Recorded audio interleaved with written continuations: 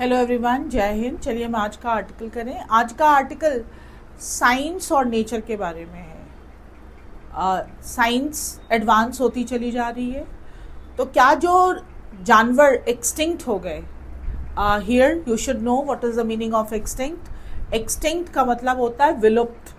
तो जो जानवर अब नहीं रहे, क्या हम उन्हें वापस ला सकते हैं? इसी से रिलेटेड एक और क्यों लाना है, ताकि धरती जैसे पहली थी वैसी ही हो जाए। क्लाइमेट चेंज जो लगातार होता जा रहा है, और अभी आज ही हमने एक न्यूज़ पढ़ी कि कल यूपी और बिहार में जो बिजली कड़कने से बहुत सारे लोगों की मौत हुई है। यार पहले तो नहीं इतनी इस तरीके हादसे हुआ करते थे।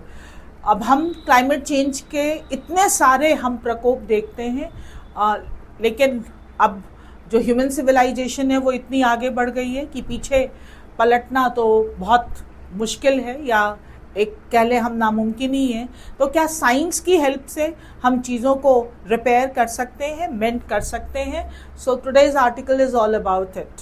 So let's start. Here the word is, जो आज की जो हेडिंग है वो है डायर। डायर एक वॉल्फ का नाम है यहाँ पर, ये यहाँ भी लिखा हुआ डायर वॉल्फ। ये नेटिव अमेरिकन जो अमेरिका की थी, और कैनाइन ब्रीड की है। कैनाइन मीन्स जो बिल्ली की जो प्रजाति के जो जानवर हैं उस ब्रीड की थी।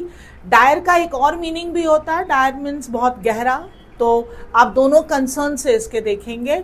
Dyer efforts for dire wolf, बहुत ही बड़े एफर्ट्स लिए जा रहे हैं, बड़े गहरे और खतरनाक एफर्ट्स लिए जा रहे हैं डायर वॉल्फ को, जो कि एक एक्सटिंक्ट प्रजाति है। एक्सटिंक्ट वर्ड याद रखिएगा, उसको वापस लाने की। So let's start the conservation. What is the meaning of conservation? Conservation का मतलब होता है जो जैसा है उसको वैसा रहने दें। अगर धरती में प्राकृतिक रूप से जंगल हैं तो जंगल रहने दीजिए, आप उनको सुरक्षित रहने दीजिए, ताकि आने वाली जनरेशन जो है वो उसको एंजॉय कर पाए। That is called sustainable development, और ये कंजर्व कहलाता है, कंजर्वेशन। एंड प्रिजर्वेशन इज किसी भी डिफरेंट रूप में उसको प्रिजर्व करके रख लीजिए, that is called preservation. So you should know what is the difference between these two words. Argument, ये जो कंजर्वेशन को लेकर जो तर्क है, फॉर रेजरेक्टिंग मीन्स वापस ले आना, extinct.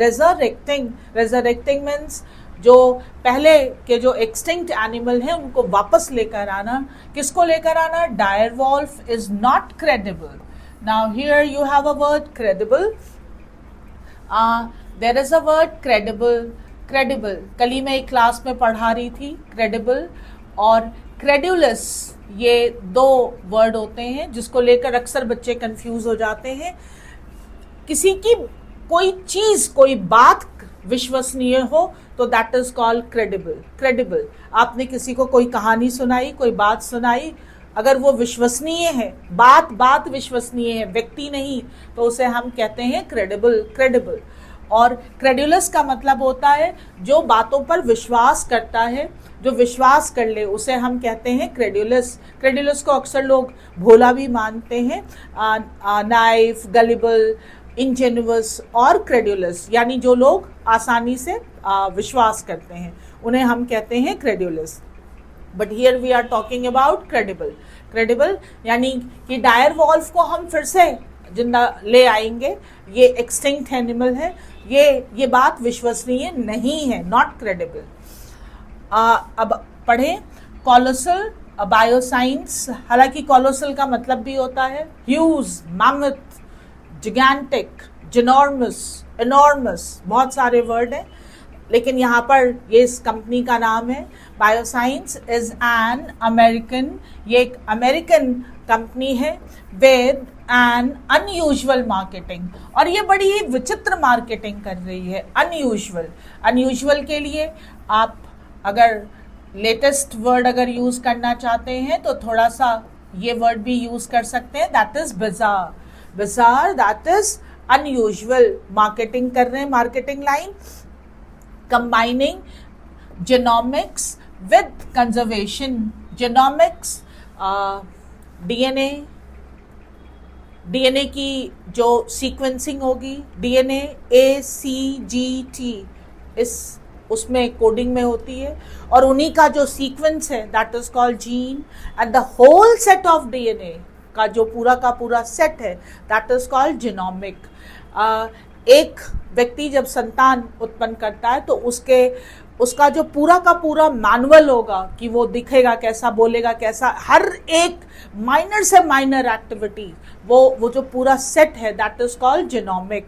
It is a very nice study, you can do that, DNA, RNA, gene, genomic. तो यहाँ पर जो जीनोमिक है यानी पूरा का पूरा जो सेट है डीएनए का, वो यूज़ किया है with conservation, not in its traditional form. ये पारंपरिक मार्केटिंग का तरीका नहीं है, बट किस तरह से कर रहा है, डी एक्सटिंक्शन। देखिए एक्सटिंक्शन का मतलब होता है, कितना शब्द से खेला है, एक्सटिंक्शन का मतलब होता है विलुप्त होना। डी यानी विलुप्ति से वापस, D is a negative prefix, लेकिन यहाँ पर ऑलरेडी नेगेटिव था विलुप्त, तो अगर हम उसको डी लगा दें तो वो आ जाएगा, यानी डी एक्सटिंक्ट कर दें, यानी जो विलुप्त थे उनको फिर से ले आए, which is resurrecting species extinct for. तो किसके लिए, ऐसी प्रजातियों के एक्सटिंक्ट को लेकर फॉर 1000 ऑफ ईयर, जो हजारों साल पहले एक्सटिंक्ट कर चुके हैं, विलुप्त कर चुके हैं। लीडिंग दिस प्रोजेक्ट, इस प्रोजेक्ट को जो आगे लीड कर रहे हैं, कौन लीड कर रहे हैं, इज हार्वर्ड के जेनेटिस्ट, जो जीन का अध्ययन करते हैं, जीन्स का अध्ययन करते हैं, उन्हें कहते हैं जेनेटिस्ट। याद रखिएगा, जॉर्ज चर्च ये नाम है उनका। ये कौन है, प्रोमिनेंट, एक बहुत ही प्रोमिनेंट प्रमुख प्रमोटर ऑफ द कंपनी, ये इस कंपनी के प्रमोटर हैं। हु एम्स टू, जिनका एम है टू ब्रिंग बैक, कि ब्रिंग बैक वापस ले आए द वूली मैमथ, ये जो वोल्फ है, वूली यहाँ पर यूज किया है क्योंकि बॉडी बहुत फरनुमा होती है। अ डिस्टेंट एंसेस्टर ऑफ, एक बहुत ही दूर का पूर्वज ऑफ द एलिफेंट, जो एलिफेंट के एक बहुत दूर का पूर्वज है। द स्टेटेड लॉजिक, ये जो लॉजिक है, इज टू कॉम्बैट, क्यों लाना है वापस, कॉम्बैट किसी चीज से निपटने के लिए। क्या निपटने के लिए, ग्लोबल वार्मिंग, जो ग्लोबल वार्मिंग है इससे निपटने के लिए।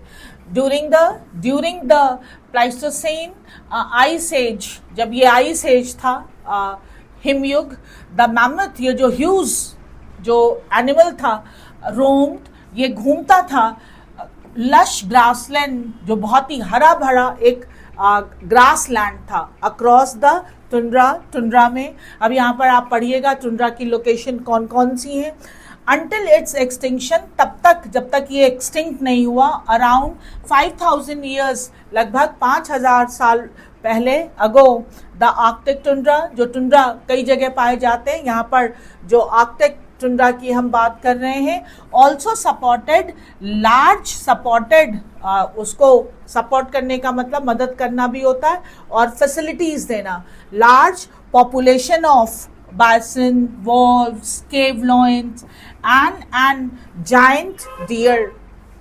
वहाँ जो आर्कटिक टुंड्रा था उसके वातावरण ने सपोर्ट किया इनको और इन सारे जानवरों को भी जीवित रहने में। एज द क्लाइमेट वार्म, और जैसे जैसे क्लाइमेट वार्म हुआ, गर्म हुआ, दीज स्पीसीज, तो ये जो प्रजातियां थी वो क्या हो गई, वो हो गई डिसअपियर्ड, वो गायब हो गई, वो धीरे धीरे एक्सटिंक्ट हो गई, डिसअपियर्ड। एंड द ग्रासलैंड, और वो जो ग्रासलैंड था, गेव वे टू का मतलब होता है आप हटिए, दूसरे को रास्ता दीजिए, गेव वे टू। अब उसकी जगह, ग्रासलैंड की जगह क्या आ गए, श्रब, यानी छोटे छोटे से जो श्रब होते हैं, पेड़, and berry and sheets of snow, और बर्फ की जो एक शीट आ गई। एज टेम्परेचर राइज, जैसे जैसे टेम्परेचर और बढ़ा, ये जो है permafrost begins to disappear. Permafrost और स्नो में एक फ़र्क होता है। स्नो जो होता है वो एक बर्फ़ की लेयर है, और पर्माफ्रॉस्ट जो सॉइल ही अगर जम गई है तो that is called permafrost. Permafrost भी धीरे धीरे डिसअपियर हो गया, रिजल्टिंग इन, जिसका परिणाम हुआ इन हाई एमिशन ऑफ, धीरे धीरे उत्सर्जन होने लगा of methane, a more potent, जो बहुत ही पावरफुल जो है वो ग्रीन हाउस गैस है, दैन कार्बन डाइऑक्साइड। कार्बन से भी ज़्यादा जो पोटेंट पावरफुल जो गैस है मीथेन, उसका उत्सर्जन होने लगा।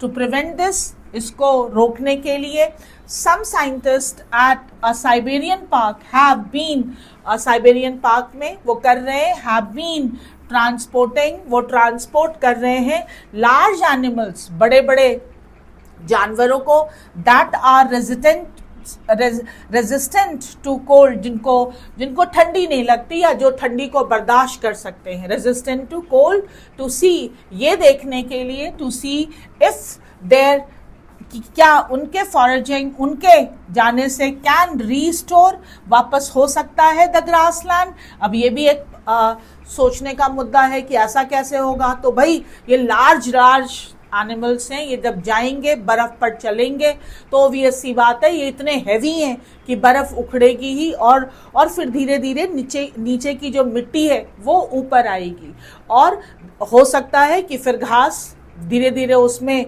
उगाए। नंबर 2, इनका जो एक्सक्रीटा होगा, एक्सक्रीटा यानी ये जो एक्सक्रीटा यानी मल करेंगे, वो उनके लिए एक फर्टिलाइज़र का काम करेगा। ये लॉजिक लगा रहे हैं कि क्या पता अगर हम इन भारी जानवरों को ले आएंगे तो चलेंगे तो बर्फ़ हटेगी और नीचे की ज़मीन ऊपर आएगी, तो शायद फिर से घास जो है आ जाए। ग्रास एब्जॉर्ब्स, और घास से क्या होगा, grass absorbs less heat than the tall trees, जो घास हैं वो लंबे जो ट्रीज होते हैं उनकी बजाय कम हीट एब्जॉर्ब करती है। In a shrub for forest the dominant species and therefore, और इसलिए इसकी वजह से क्या होगा, डिसेलरेट्स, एक्सेलरेट का मतलब होता है बढ़ा देना और डिसेलरेट का मतलब होता है कम कर देना, और इस तरह से कम हो जाएगा वार्मिंग जो है, ग्लोबल वार्मिंग वो थोड़ी कम होगी, but it can not stop warming. हालांकि अगर ग्रासलैंड फिर से आ गया तो वो वार्मिंग को थोड़ा सा डिसेलरेट तो कर देगा लेकिन बंद नहीं कर सकता है। द वूली मैमथ, ये जो बहुत ही वूली मैमथ है, we are talking about direwolf, though extinct, हालांकि वो विलुप्त है, is seen as a potent, वो भी देखा जा रहा है, अ पोटेंट वेपन, एक बहुत ही पावरफुल टूल की तरह इन दिस क्लाइमेट प्लान। ये जो क्लाइमेट प्लान है कि किसी भी तरह ग्लोबल वार्मिंग को थोड़ा कम किया जाए, उस प्लान में जो ये डायर वॉल्फ है, ये एक बहुत बड़ा रोल जो है वो प्ले कर सकता है। Scientist at colossal have extracted, यहाँ पर जो कोलोसल बायोसाइंस वाली जो कंपनी है, इन्होंने निकाला है फ्रेगमेंट्स यानी कि particles of its DNA from fossil, जो जीवाश्म है डायरवॉल्फ के, उससे उसके डीएनए निकाले हैं, एंड रिकंस्ट्रक्टेड, और फिर से बनाया है इट्स जीनोम, और फिर से जीनोम, मैंने पहले ही बताया आपको, पूरा जो डीएनए का सेट है, और डीएनए इज अ कोडिंग कि आप पूरी की पूरी जो दिखना, व्यवहार करना, ईच एंड एवरीथिंग, वो जो पूरा सेट है डीएनए का, that is genome, by comparing it to that of, और किससे कर रहे हैं, ऑफ द मॉडर्न एलिफेंट, जो आज के टाइम पे हमारे पास हाथी है। दे हैव एडिटेड, तो उन्होंने थोड़ा एडिट किया है स्पेसिफिक जीन्स, कुछ खास जीन्स को, टू रिक्रिएट, कि फिर से रिक्रिएट करेंगे मैमथ लाइक ट्रेट, वैसे ही जो मैमथ, वो जो ह्यूज है उसके जैसे ही ट्रेट, यानी कि उसकी ट्रेट मीन्स आदतें या उसकी जो विशेषताएं होंगी, विद द गोल ऑफ, और लक्ष्य क्या है, इवेंचुअली, धीरे फिर बाद में, इवेंचुअली इंक्यूबेटिंग, किसी की कोख में डालना, अ हाइब्रिड एम्ब्रियो एक हाइब्रिड एम्ब्रियो को डाल देंगे, किसमें, एलिफेंट्स वोम में। अब भाई अगर डायर वॉल्फ उत्पन्न करना है, आपने फॉसिल से उसका जीनोम भी निकाल लिया, अब आप उसको पहले आर्टिफिशियली उसको फर्टिलाइज करेंगे और फिर उसको डाल देंगे एलिफेंट के वोम में।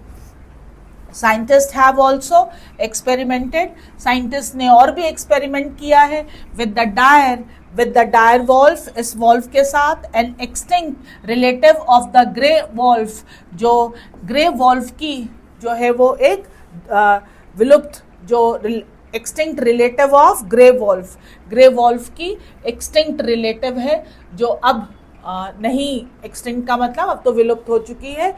And birth 3 snow white wolf, जिसने 3 स्नो वाइट वॉल्व्स को जो है वो जन्म दिया।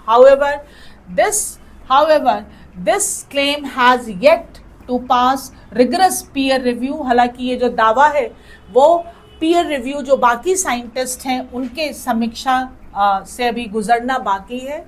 क्रिटिक्स पॉइंट आउट, जो आलोचक हैं वो ये पॉइंट आउट कर रहे हैं that only 20 genes were edited, कि सिर्फ 20 जीन को एडिट किए गए हैं, and what has been created is, और जो बनाया गया है इन एसेंस, अगर थोड़ा हम संक्षेप में बोलें तो a strange looking grey wolf, वो एक बड़ी विचित्र दिखने वाली ग्रे वॉल्फ है।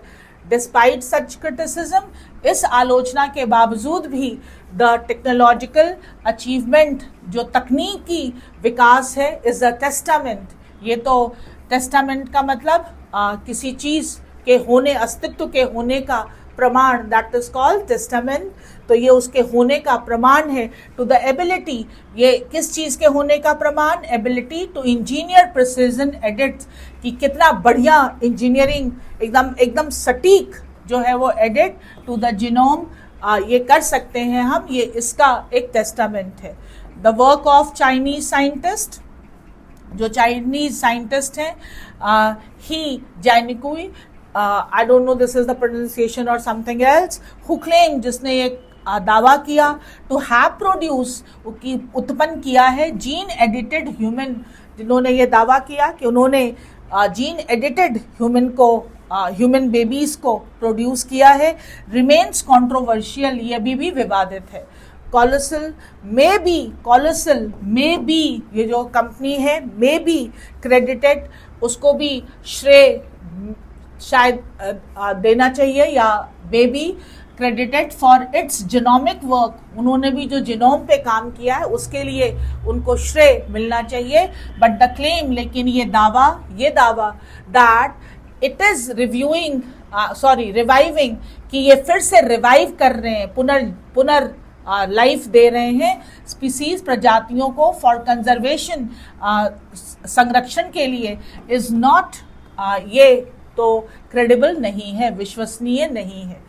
थाउजेंड्स ऑफ लिविंग स्पीसीज, जो अभी जीवित, जो 1000 जो है प्रजातियां हैं, आर वैनिशिंग, वो गायब हो रही हैं, due to habitat loss and human encroachment, उनका जो एक प्राकृतिक, उनके जो रहने की जगह है वो जा रही है, और उन कई जगह पर तो जो उनके रहने की जगह है उसको इंसानों ने जो है वो इंक्रोच, अतिक्रमण, उस पर अतिक्रमण कर लिया है।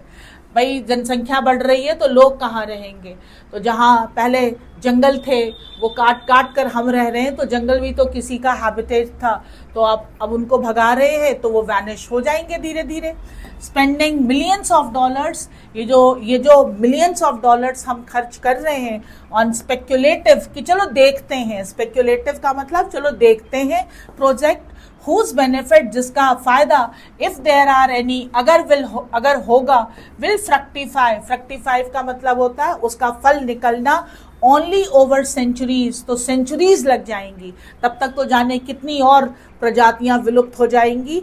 takes away, ये ले जा रहा है रिसोर्सेस, स्रोतों को, अब मिलियंस ऑफ पैसा खर्च कर रहे हैं इस प्रोजेक्ट पे तो स्रोत ही खत्म हो रहे हैं। फ्रॉम इमीडिएट कंजर्वेशन एफर्ट, अब अगर हम ये डायर वॉल्फ वाला लाए भी, फिर पहले तो उनको हम प्रोड्यूस करें, रिवाइव करें, फिर उनको वहाँ ले जाएं, फिर देखें, तो सेंचुरीज लगेंगी, जबकि अभी तुरंत इमीडिएट एफर्ट्स की ज़रूरत है।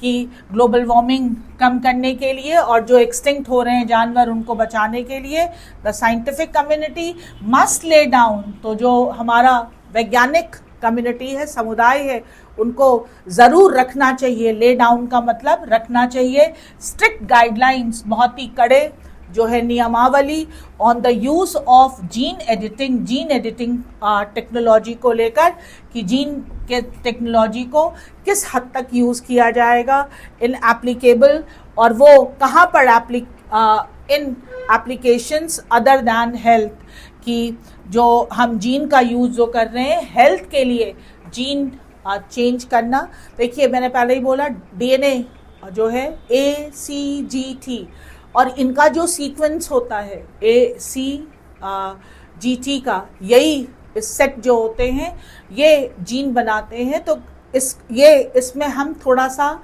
जो है वो एडिट करके बीमारियों को हटा सकते हैं, कि पेरेंट्स के जीन में अगर कोई प्रॉब्लम है, कोई डिजीज़ है तो बच्चों में ना आए, तो gene editing can be done but not for this article is saying कि जो जीन टेक्नोलॉजी है उसका यूज़ हेल्थ पर अप्लाई करना चाहिए, ना कि इस तरह की चीज़ों पे जिसमें मिलियंस ऑफ जो पैसे हैं वो खर्च हो रहे हैं, और उसमें टाइम भी, और वो भी स्पेक्युलेटिव है, डोंट नो कि फ्रूटफुल होगा या नहीं होगा, और अगर फ्रक्टिफाई हुआ भी तो it will take centuries and we need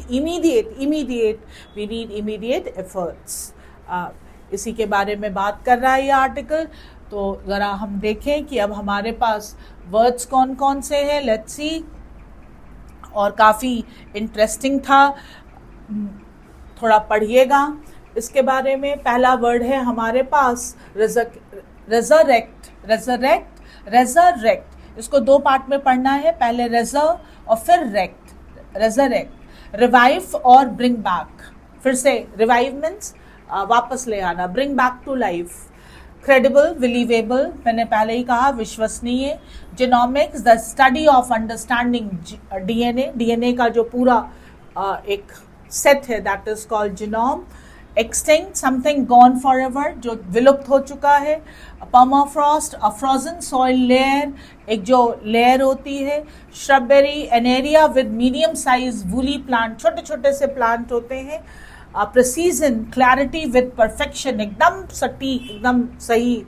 vanish, to disappear suddenly and completely, गायब हो जाना। स्पेक्युलेटिव, समथिंग दैट इन्वॉल्व गेसिंग, चलो देखते हैं। Fructify, to make something successful, जिसका परिणाम आ जाए, दैट इज कॉल्ड, जो सफल हो जाए। Lay down, to set rules और गाइडलाइंस, ले डाउन थोड़े डालना, नियम रखना, that is called to lay down, resurrect, extinct, these are very beautiful word, आप अपने एग्जाम के लिए या वैसे यूज करिएगा। वन वर्ड पहला पूछा है कि permanently frozen ground that stage frozen for 2 or more years, हम बार बार पढ़ रहे हैं, जो फ्रोजन ग्राउंड है that is not the layer of snow, that is frozen ground, that is called permafrost. Vanish का मतलब होता है गायब होना। कंस्ट्रक्ट, रिसीड, कंस्ट्रक्ट का मतलब बनाना, रिसीड पीछे हो जाना। मैनिफेस्ट, तो किसी चीज को सोचना।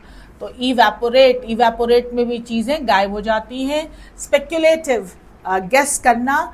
और थियोरेटिकल, तो थ्योरी बेस्ड, कॉशियस, सतर्क।